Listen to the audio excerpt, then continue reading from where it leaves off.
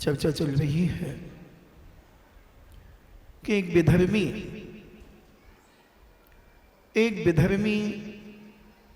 एक धर्मात्मा बेटी का हाथ मांग रहा है। बेटी बहुत संस्कारित है। बेटी देव शास्त्र के ऊपर आस्था और विश्वास रखती है। उसका संकल्प है कि मैं मरते मर जाऊं मगर कभी किसी विधर्मी से पाणी ग्रहण नहीं करूंगी।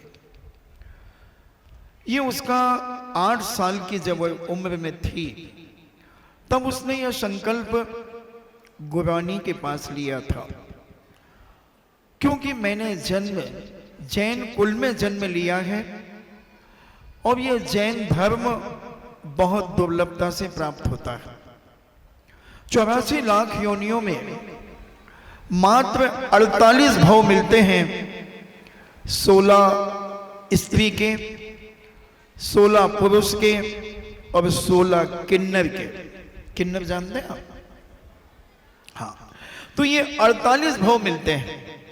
वही बालिका को जब आरिका ने समझाया 8 साल के अंतर मुहूर्त पर कि बेटी अब तुम भविष्य में बड़ी होगी, अभी तक तुम्हारे सारी खाने पीने की, देखने सुनने की सारी व्यवस्था तुम्हारे माता पिता के पास थी।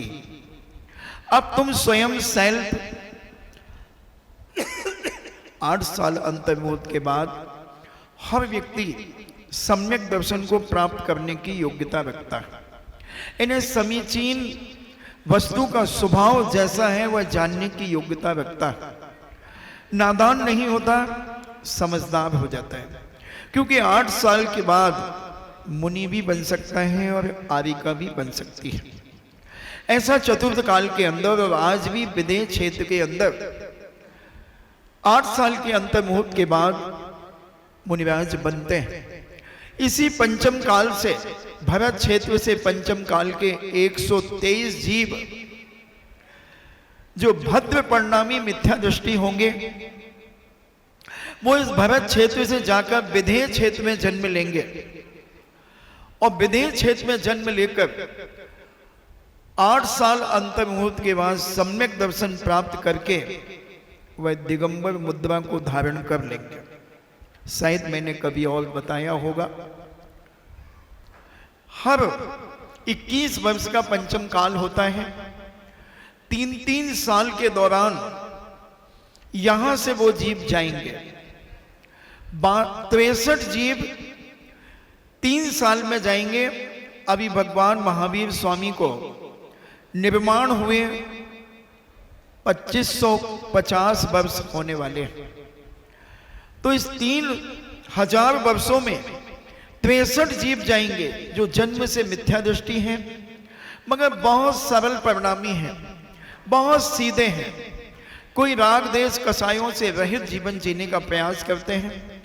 ऐसे बड़े पवित्र भावों को धारण करने वाले 63 जीव 3 साल में जाएंगे। फिर 32 जाएंगे अगले 3 साल में। फिर अगले 3 साल में 16 जाएंगे। फिर अगले 3 साल में 8 जाएंगे। फिर अगले 3 साल में 4 जाएंगे। फिर अगले 3 साल में 2 जाएंगे। फिर अगले 3 साल में 1 जाएगा। ऐसे 123 जीव जाएंगे, क्योंकि वो बिटिया के अंदर ये बहुत दृढ़ता के साथ संबोधन मिल चुका है कि बेटा ये मनुष्य पर्याय बहुत दुर्लभ है, बहुत दुर्लभ है। जैसे किसी सूरदास के लिए जयपुर की बड़ी चौपड़ पर जहां हजारों लाखों आदमी प्रतिदिन अप डाउन करते हैं, उस बड़ी चौपड़ पर किसी को डायमंड मिल जाए और वो व्यक्ति सूरदास है, कितना दुर्लभ है। कोई अंधे व्यक्ति को डायमंड मिल जाए जहां लाखों आदमी का आवागमन हो रहा है, वो कितना भाग्यशाली होगा, कितना सौभाग्यशाली होगा। मगर दुर्लभ बहुत है। गुमी चीज मिलना भी बड़े पुण्य के उदय से मिलती है। एक बार काकरौली के अंदर हम लोग थे, अशोक पाटनी मुझे हार देने के लिए आए। उनके हाथ में एक अंगूठी थी उन्होंने अंगूठी खोस ली अपनी धोती में और आहार देने के लिए आए, आहार दिया। फिर वो बड़े महाराज के पास चले गए, रास्ते में अंगूठी गिर गई। डायमंड की अंगूठी थी, उस समय 15 लाख रुपए की अंगूठी थी। अब आहार देकर के आ गए, महाराज जी के पास बैठे थे। मैं आया तो महाराज जी ने कहा गंभीर सागर। मैंने कहा क्या? बोले इनकी अंगूठी गिर गई। मैंने कहा मैं क्या करूं? तो मैंने थोड़ी उतराई थी। बोले नहीं नहीं नहीं महाराज जी, ऐसी कोई बात नहीं है, वो तो गिर गई, कोई बात नहीं। हम वही महाराज के पास खड़े रहे और आंख बंद की। मैंने कहा आप किसी को भेज दीजिए। और 1 घंटा लगभग हो गया, 1.25 घंटा। उस समय पंचकल्याणक की क्रियाएं, पंचकल्याणक चल रहा था। चौराहे पर अंगूठी पड़ी होगी। मैंने कहा कि आप भेज दीजिए किसी को। उन्होंने अपने 2 मैनेजर को, एक पोतदार या पाटीदार था और एक और कोई छावड़ा जी थे, उन दोनों मैनेजर को भेजा। और हजारों आदमी अप डाउन कर रहे हैं उस जगह से। और उन्हें करीब 50 फुट दूर से उसका नगीने से किरण निकलती हुई दिखी, क्योंकि प्रकाश सूर्य का था। उन्होंने कहा कुछ चमक रहा। दोनों बातचीत करते करते गए। अब उन लोग कैसे उठाएंगे, लोग अभी कुछ कहेंगे, तो जेब से पर्स निकाल के गिराया और अंगूठी उठा करके आ गए। लौट के आए, अशोक जी को अंगूठी दी। महाराज जी से कहा महाराज जी मिल गई। अशोक जी मेरे पास आए, बोले महाराज जी अंगूठी मिल गई। मैं क्या करूं? तो कहने का मतलब है कि अगर आपके अंदर दृढ़ता और विश्वास है और धर्म के प्रति आस्था है, धर्म के प्रति प्रतीति और लगाव है, तो आप कभी जीवन में धोखा नहीं खा सकते। हम अपने जीवन में बहुत सारी परेशानियां अपने जीवन को मिथ्यात की ओर ले जाते हैं। राग देश कसाईयों में रागी देशियों के लिए मस्तक झुका देते हैं। यहां वहां जहां तहां मत पूछो, कहां कहां झुका देते हैं। मगर जो जैन कुल में जन्म लिया है, जैनेन्द्र के कुल में, वह इतना आस्थावान होता है, इतना विश्वास पात्र होता है कि दुनिया की कोई भी ताकत उसे कहीं यहां वहां झुका नहीं सकती। और जिनने झुकाया उनका जीवन क्या हुआ, कल महावीर स्वामी के बारे में अपन ने थोड़ी सी चर्चा की थी। कौन थे महावीर? उसके पहले भरत चक्रवर्ती के बेटे थे, मरीचि के नाम से जाने जाते थे, जिसके दादा प्रथम तीर्थंकर, इस युग के आदि में प्रथम तीर्थंकर हुए, जिनके 101 बेटे बेटियां थे। और पहले बेटे भरत चक्रवर्ती के पुत्र वह मरीचि थे। मगर जिनकी 2-2 बुआएं युग के आदि में आदिनाथ स्वामी के समूह शरण में आर्य का दीक्षा ली, जिसे दादाजी की तीर्थंकर जैसे दादा की गोद मिली हो, चक्रवर्ती जैसा पिता मिला हो, कामदेव जैसा चाचा मिला हो, और भी उसके साथ 99 चाचा मिले हो, वो व्यक्ति दुर्गति का पात्र हो रहा है। विचार करना ये मिथ्यात कितना खतरनाक है।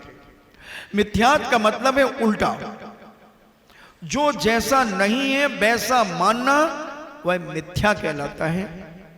अब आप विचार करेंगे, और उस मरीचि ने पहले तो दीक्षा ले ली आदिनाथ स्वामी के साथ। 4000 राजाओं ने दीक्षा ले ली, मगर कोई 1 महीने में, कोई 2 महीने में, कोई 15 दिन में, कोई 8 दिन में पतित हो गए। वह मरीचि भी जिसके दादाजी तीर्थंकर हैं और मुनि बनकर के जिन्होंने 63 विद्याएं प्राप्त कर ली हैं, ऐसी ताकत का पोता कह रहा ये आदिनाथ ढोंगी है। समझना, ये धर्म कर्म कुछ भी नहीं है। और यत्र तत्र झोपड़ियां बना करके अपने संगी साथियों को मिथ्या मार्ग की ओर ले गया। 363 मत की उत्पत्ति करने वाला उनका नेता अगर कोई है तो वो मरीचि। यज्ञों में हिंसा कराने वाला, क्या दुर्दशा हुई। 8 करोड़ बार गधा बना, डंकी बना, डंकी। डंकन भी बना होगा, डंकी बना, 50,000 बार नीम का पेड़ बना, 60,000 बार गर्भपात हुआ, एबॉर्शन अपने आप, 60,000 बार वेश्या बना, हाथी बना, नरकों में गया, राजा बना, पता नहीं क्या क्या बना। एक बार यहां वहां जहां तहां, मत पूछो कहां कहां मस्तक झुकाने में। तुम कहां कहां झुकाते हो? तुम तो गाड़ी में चलते चलते कहीं को दिख जाए पिपिप। ये पिपिप क्या है? पहले मैं नहीं समझता था। मैं बिहार करता था और गाड़ी सामने से आ रही है, कोई ट्रैफिक नहीं, हमारे साथ जो 20-25 लोग चल रहे हैं, बिल्कुल किनारे चल रहे हैं, एक तरफ का रास्ता खाली है, वहां से कोई मोटरसाइकिल वाला आता है, कहीं झंडा देखता है, पिपिप। मैंने कहा ये पिपिप क्या है? कोई ट्रैफिक नहीं है, कुछ भी नहीं, इसने हॉर्न क्यों बजाया? बहुत दिनों के बाद समझ में आया कि ओहो, इसने उस जगह पे सलामी दी है, इसने उस जगह पर नमस्कार किया है, इसलिए सम्मान के लिए बजा रहा। मैंने देखा है क्या, यहां वहां जहां तहां मत पूछो कहां कहां क्या क्या रखा है। इसलिए प्रत्येक व्यक्ति को पी के देखना चाहिए। पीके, पीके नहीं देखी तुमने? वो पीके नहीं, गड़बड़ मत कर लेना। पी के देखना चाहिए कि एक पत्थर में पान का पीक लगा करके, और अच्छे पढ़े लिखे लोग मन्नत मांगते हैं और बेवकूफ पैसे भी चढ़ाते हैं। और वो पी के जिसने पत्थर रखा वो चुपचाप, मुझे एक बच्चे ने थोड़ी सी 5 मिनट की दिखाई थी कि महाराज देखो आपको मिथ्यात के लिए बहुत बड़ा सहारा मिलेगा। तो मैंने देखा कि वहां पढ़े लिखे लोग आ रहे हैं, बालिकाएं आ रही हैं, बालक आ रहे हैं और बड़ी मन्नत मांग रहे हैं, हाथ जोड़ रहे हैं, और वो पीछे खड़ा खड़ा मुस्कुरा के देखो बेवकूफ, फंसा मुर्गा, फंसा मुर्गा, अब ये अभी जेब से पैसे डालेगा, जेब से पैसे डालेगा। यहां पिपे, अरे पान का पीक लगाया, पिपे क्या है? यही दुष्परिणाम के कारण 363 मतों की उत्पत्ति हो गई। क्रियावादी, अक्रियावादी, दैनिक मिथ्या दृष्टि, ये सारा का सारा कौन, किसने किया? ये आदिनाथ के पोते ने, चक्रवर्ती के बेटे ने, बाहुबली के भतीजे ने, ब्राह्मणी और सुंदरी के भतीजे ने, नंदा और सुनंदा के पोते ने। थोड़ा विचार करें बंधुओं, हम कितनी जल्दी स्खलित हो सकते हैं जब इतने उच्च कुल में जन्म लेने वाला व्यक्ति इस मिथ्यात के घेरे में आ गया, इसकी चपेट में आ गया, और कहां अकल आई उसे, इतने ना जाने क्या क्या, और तुम्हें विस्मरण हो गई, क्या क्या दुर्गतियों में गया, इतनी दुर्गतियों में गया। उसके बाद एक कोड़ा कोड़ी सागर में 42,000 वर्ष कम, पंचम काल 21,000 वर्ष का और छठा काल 21,000 वर्ष का, उसमें 72 वर्ष में उन्होंने अपना कल्याण किया, जिसे आज सारी दुनिया भगवान महावीर स्वामी के नाम से जानती है। अंतिम तीर्थंकर 24वें तीर्थंकर के नाम से सारे लोग जानते हैं, मगर उनकी सद्बुद्धि कहां हुई? जब वो एक शिकार खेल रहे थे, एक सिंह को पकड़ करके, सिंह एक हिरण को पकड़ करके उसे दमोच रहा था, तभी 2 मुनिराजों ने कहा, हे बब्ब पुंडरीक, हे भावी तीर्थंकर, हे भावी तीर्थंकर, तुम क्या कर रहे हो? उस सिंह की 64 धार फूट गई, हिरण को छोड़ दिया और हाथ जोड़ करके दोनों मुनिराज को नमस्कार कर लिया, सम्यक दर्शन प्राप्त कर लिया। ऐसी वह बिटिया, ऐसी वह सुबंधु, जिसने कल का प्रवचन सुना होगा उन्हें पूरा समझ में आ जाएगा, और जिनने नहीं सुना होगा वो फिर भी मैं कोशिश करूंगा कि कल की थोड़ी सी समरी तुम्हें समझाने की। और वह पिता यानी गुणपाल अपनी पत्नी से उस विश्वंभर की तारीफ कर रहे हैं कि राजा इतना प्रभावशाली है, उसको बेटी देने में क्या हर्ज है। पत्नी कहती है, एक विधर्मी को बेटी देना, क्या आपकी दृष्टि में धन दौलत वैभव ही महत्वपूर्ण है कि धर्म महत्वपूर्ण है। गुणपाल अनेक अनेक प्रकार से उस राजा के बारे में बातें करता है। अब उनकी पत्नी कहती है, मैं तो शेर की मांद में अपनी बेटी को पटक करके आ जाऊंगी, मगर कभी किसी विधर्मी को अपनी बेटी नहीं दूंगी। जो जैन दर्शन के विरुद्ध होगा उसे मैं अपनी बेटी नहीं दूंगी। ये मेरा संकल्प है और मेरी बेटी का भी संकल्प है। प्राणनाथ, थोड़े से होश में आओ। क्या कह रहे हो आप? क्या आपकी दृष्टि में धन दौलत वैभव ही सब कुछ है? अभी ये धन दौलत वैभव तो हाथ का मैल है। ये सारा वैभव पुण्य की दासी है। जहां पुण्य है वहां चरणों में ये धन वैभव पड़ा हुआ है बंधु, और जहां पुण्य नहीं है वहां धन वैभव का भी अभाव हो जाता है। पुण्य कैसे बनता है? जिनेंद्र भगवान की भक्ति करने से, उनका गुणानुवाद करने से, उनकी स्तुतियां करने से, उनका पूजन करने से, उनके प्रति आस्था विश्वास और प्रतीति करने से। मैंने एक दिन कहा था कि दुनिया के अंदर कोई जैन भिखारी दिखा दे मुझे कि जो घर घर जाकर के कहता हो मिले माए, एक भी दिखा दे, सारी दुनिया को चुनौती है। मगर इतना ध्यान रखना कि वह जिनेंद्र भगवान का अभिषेक करता हो, प्रतिदिन जिनालय जाता हो और भगवान के प्रति आस्था रखता हुआ भिखारी हो, तो मैं तुम्हें चैलेंज करता हूं, उसको मेरे पास ले आना। मुझे विश्वास है कि देव शास्त्र को मानने वाला न भिखारी है, न होगा और न जिंदगी में कभी रहा। जिनेंद्र की भक्ति करने वाला भिखारी हो जाए, असंभव असंभव असंभव। आसमान के तारे नीचे आ सकते हैं, नरक ऊपर जा सकते हैं, सूरज ठंडा हो सकता है, चंद्रमा गर्म हो सकता है, ये संभव है। सुई के छेद में से ऊंट निकल सकता है, ये भी संभव है। मगर जिनेंद्र भगवान के प्रति आस्था विश्वास रखने वाला कभी गरीब नहीं हो सकता, यानी भिखारी नहीं हो सकता। कम अमीर तो हो सकता है मगर भिखारी नहीं हो सकता। इतना विश्वास हमें अपने अंतरात्मा में होना चाहिए। गुणपाल को धन से भी समझाती है, प्राणनाथ थोड़ा सा विवेक रखो, थोड़ा सा समझने का प्रयास करो।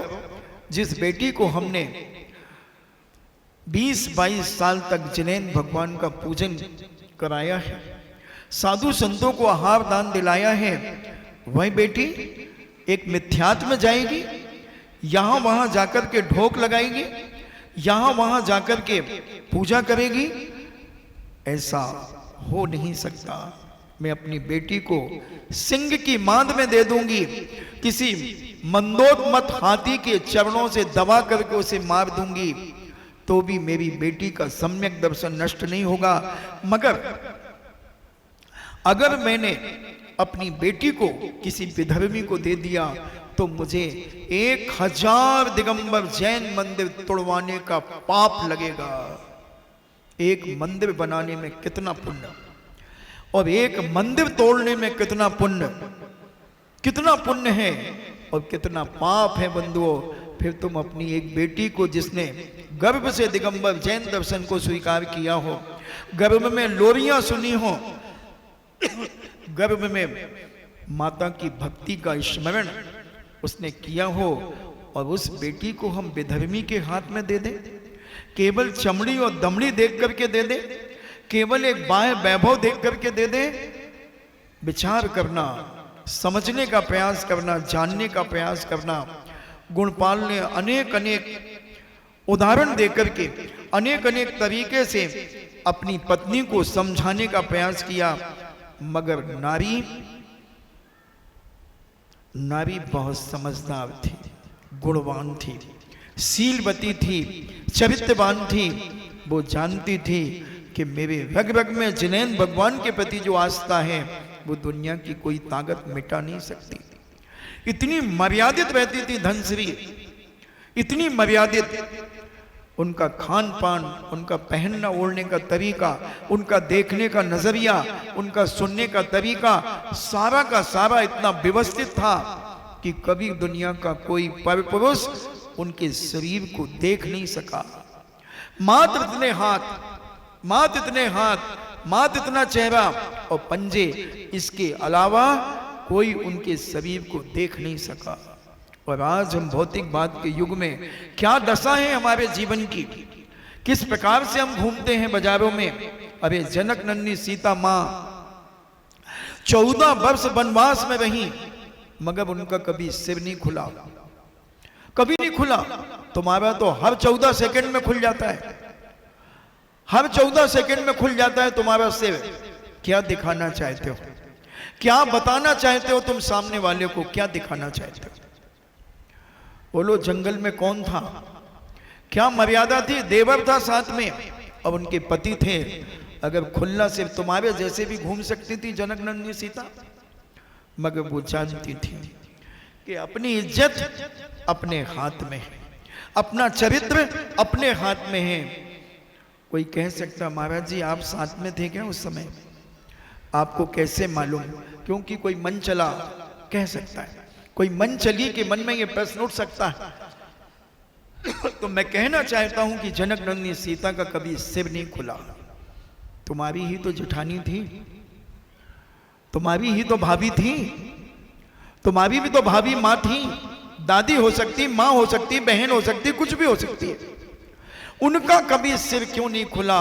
और उसी कुल में जन्म लेने वाली नारी आज यदवा तदवा तरीके से क्यों घूमती है? क्या दिखाना चाहते हो? ऐसा क्या है तुम्हारे पास जो तुम अपना सब कुछ बर्बाद करना चाहते हो? महाराज जी हमारे अंदर तो एक प्रश्न उठ रहा है कि आप ये बताओ कि आपको कैसे मालूम कि सीता का सिर नहीं खुला?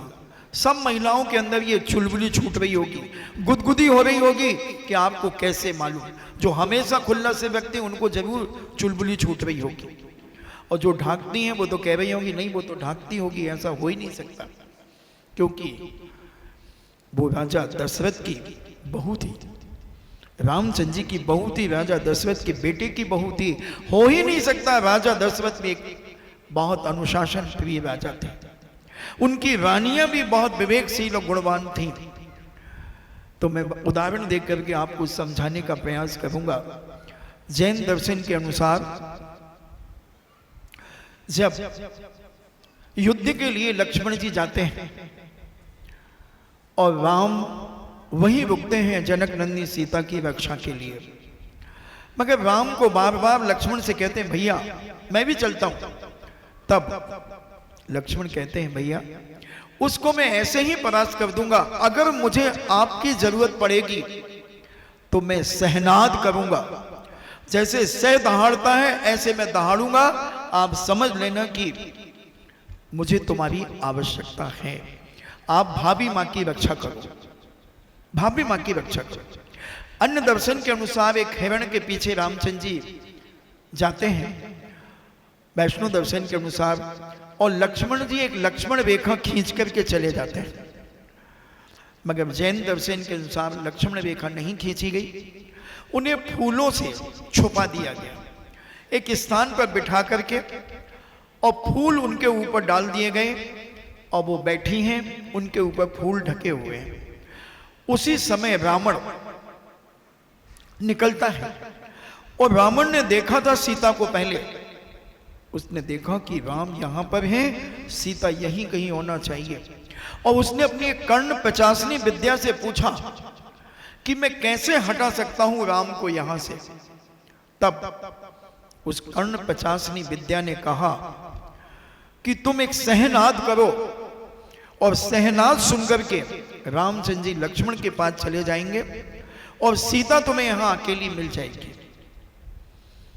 और रावण ने सहनाद किया, एक शेर की दहाड़ की, अब उस दहाड़ को सुनकर मर्यादा पुरुषोत्तम राम सीता को छुपा करके चले जाते हैं, और रावण एक भेष बना करके आता है और धर्म लाभ कहता है भिक्षा मांगने के लिए सीता देखती हैं और उसे भिक्षा देने के लिए तैयार होती हैं, मगर रावण उन्हें विमान में बिठा लेता है और ले जाता है। तब सीता विलाप करती हैं और उनके शरीर में जो आभूषण थे, पहले की माताएं, हमारी बुजुर्ग माताएं लेविन टोक्यो लगाती थी, ऐसे गोल गोल नीले पीले लाल सफेद अपनी चुटैया में लेकर के रबड़ में फंसा लेती थी, लेविन टोक्यो कहलाते थे वो।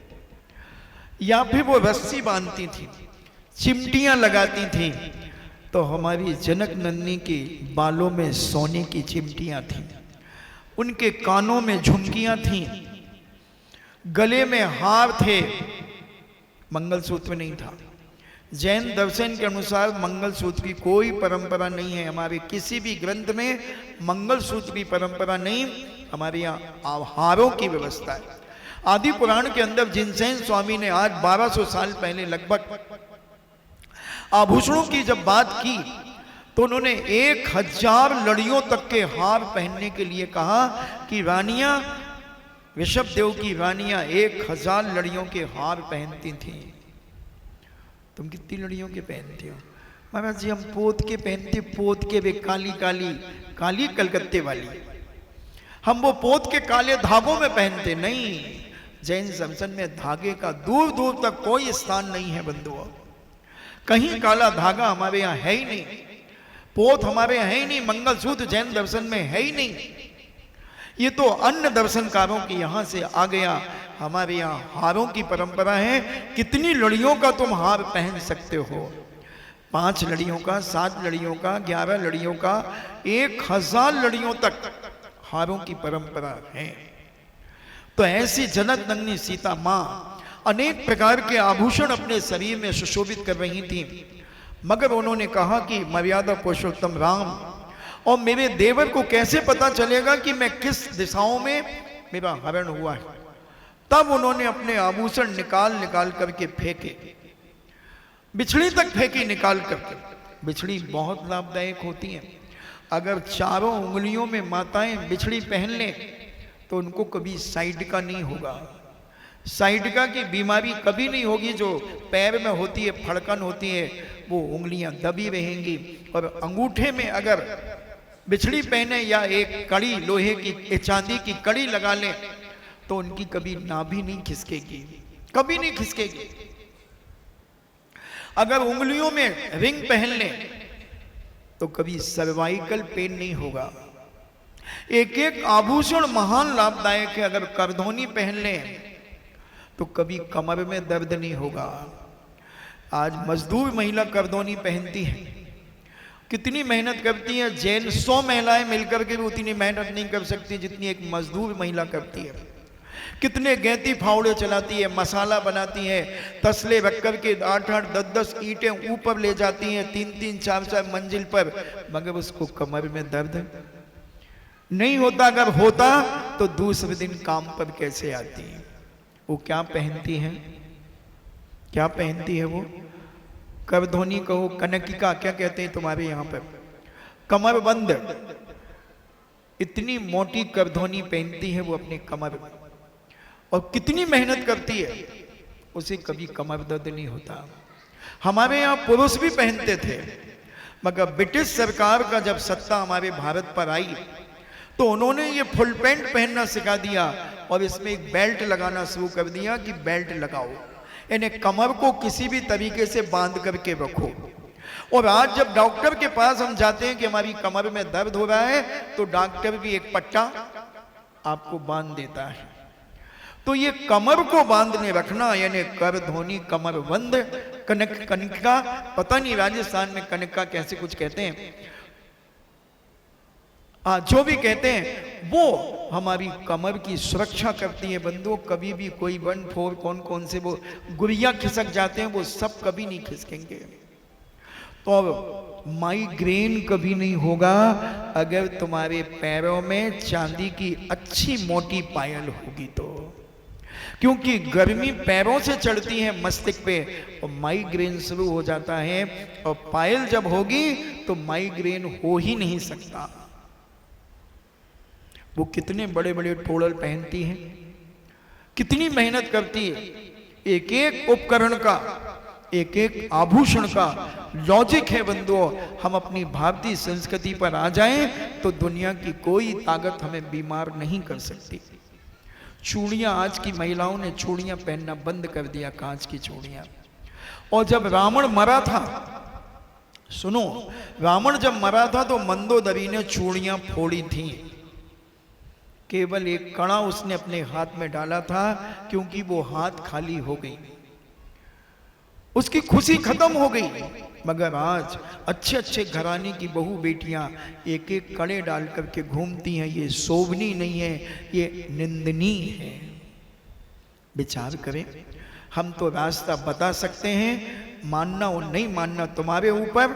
और जब ये हाथ की चूड़ियों की आवाज निकलती, जब ये बजती हैं, तो आपके घर की नेगेटिव ऊर्जा बाहर जाती है और पॉजिटिव अंदर आती है। एक घंटी लगाता है चाइनीज, बेल डोर, क्या बोलते हैं,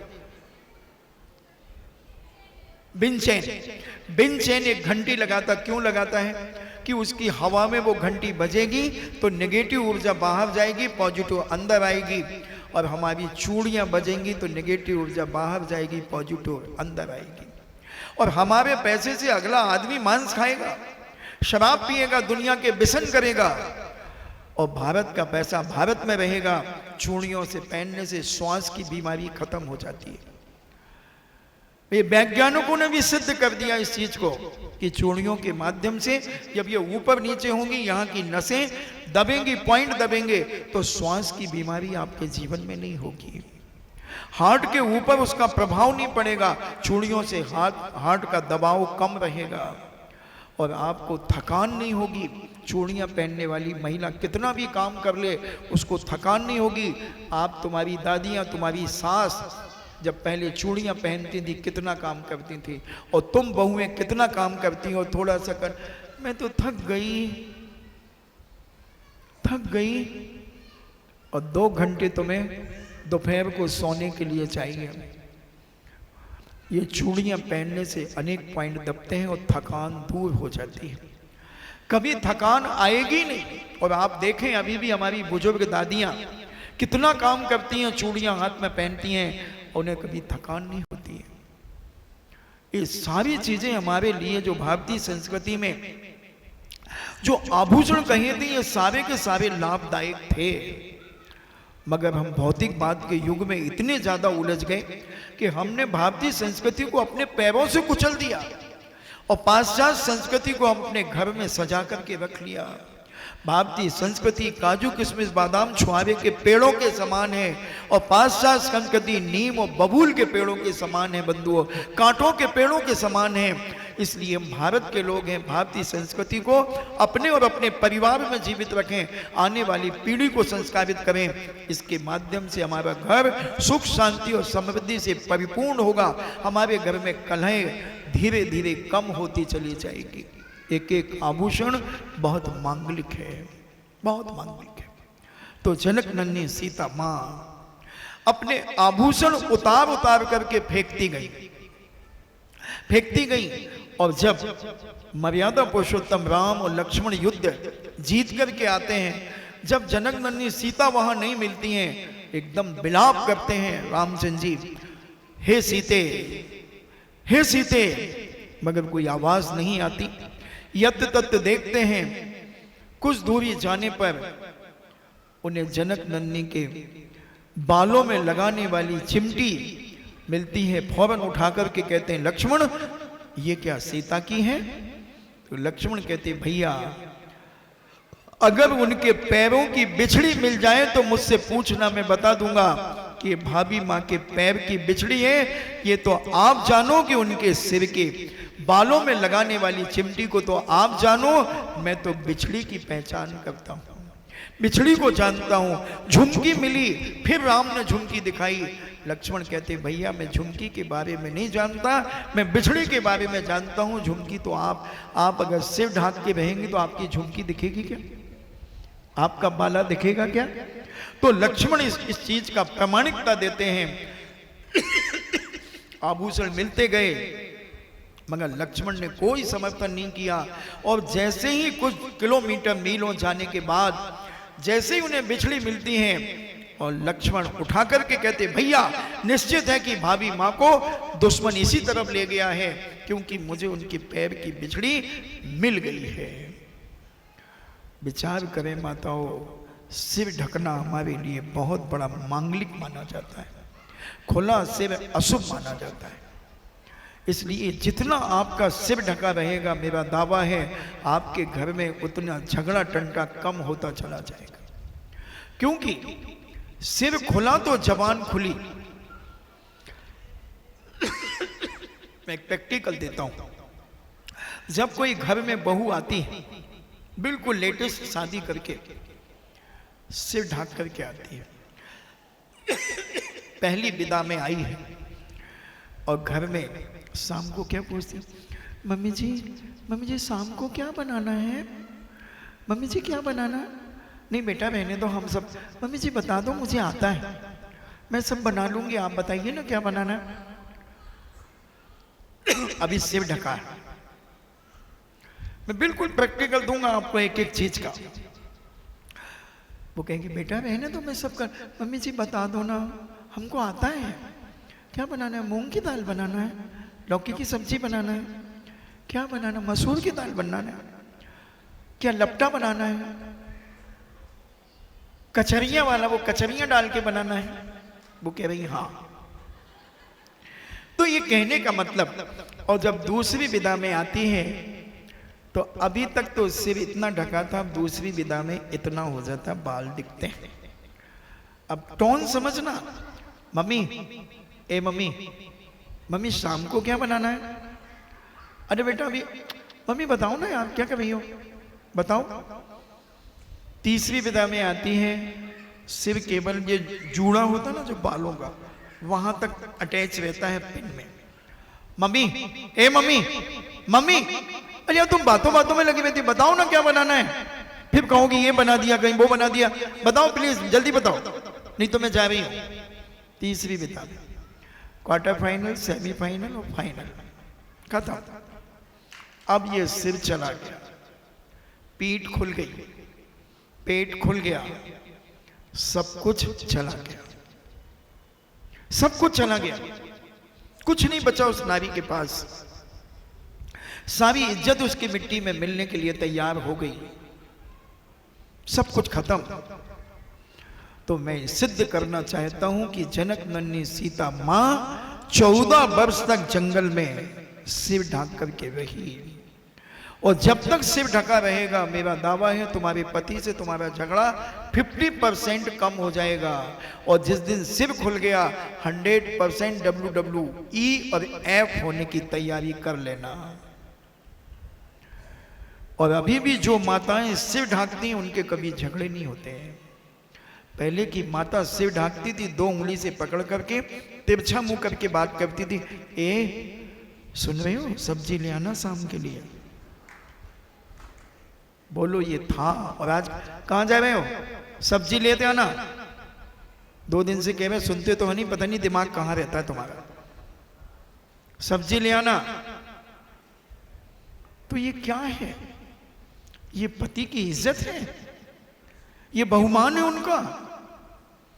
और सिर ढाक करके मेरे दिवाली तक सिर ढाक लो मेरी प्यारी बहनों माताओं, फिर देखो तुम्हारे घर में स्वर्ग उतरना शुरू हो जाएगा। 50% अगर तुम्हारे घर के झगड़े खत्म नहीं हो जाएं तो मैं आई एम सॉरी प्लीज करूंगा इसी मंच से, मगर तुम्हें तुम्हारी सौगंध कि तुम सिर मत खोलना।